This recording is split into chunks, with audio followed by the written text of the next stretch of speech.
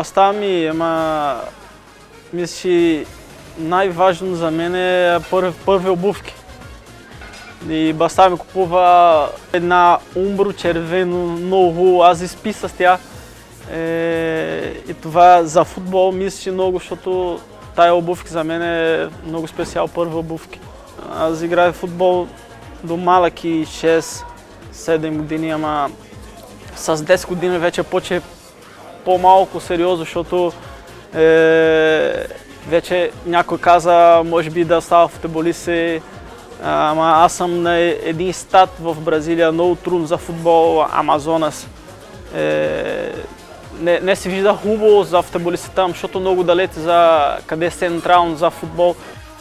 И знам трудно да остава голям футболист, да остава един футболист да играе за голям отбор в Бразилия. Аз искам, ма и знам много трудно.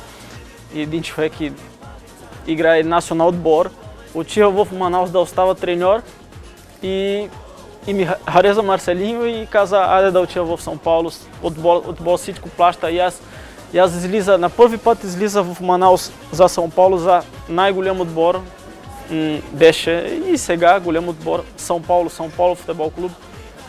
Аз излиза за Манаус директно за Сан Паулу и това е, аз казвам, Господ помага моята кариера. На 2011 идва Джери Перейра. Той играе тук 5 години, май всички познават, голям менеджер тук. И каза, пита, ако иска да отива в България, сериозно каза, нищо не знам нещо за България. Първи контакт тук става с Маркиньос, той игра с ССК. Първи човек да говори, той ми каза, Марси, твой отбор сега е малък и мога да остава голям отбор, защото вашия президент искам това и мисля, че да остава много голям отбор.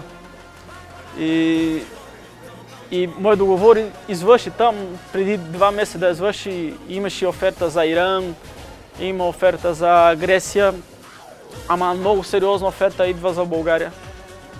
И на 2011 пресилва в България.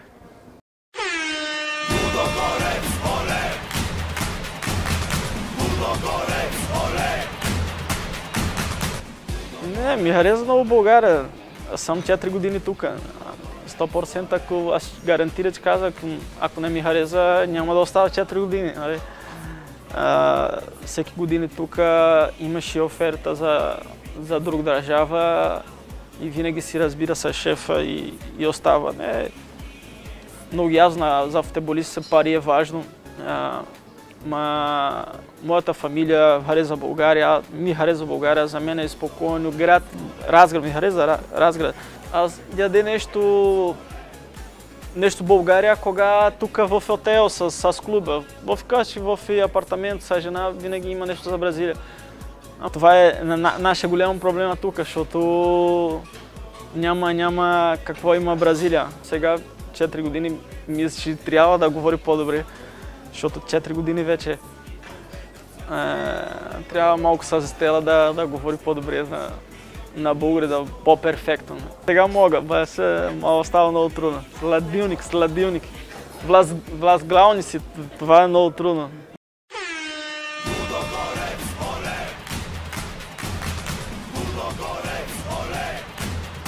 Мисля, че има още 5 години сериозно да игра. До сега не мисля, не знам какво да прави, кога изпира кариера. Имал нещо бизнес, много ясно. И аз имал нещо бизнес